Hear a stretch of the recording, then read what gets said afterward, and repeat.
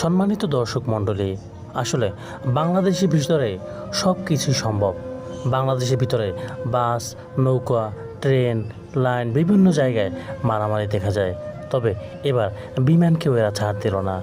বিমানের ভিতরে দেখুন কত বাইরের মানুষ, ফরেনাররা একটি বিমানের ভিতরে ছিল, তার ভিতরে বাংলাদেশের জনগণ, বাংলাদেশের মানুষ কিভাবে মারামারি করছে।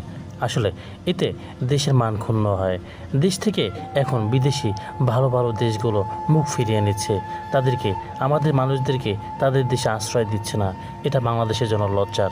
এই ভিডিওটা দেখলে আপনি বুঝতে পারবেন যে আসলে বাংলাদেশের মানুষ কতটা খারাপ হতে পারে। নিজেদের ভিতরে কোনো মানবিকতা নাই। একটা বিমান চলাচল অবস্থায় কিভাবে পারে মানুষ এভাবে বিমানের ভিতরে মারামারি করতে? আমার বোধগম্য হয় না।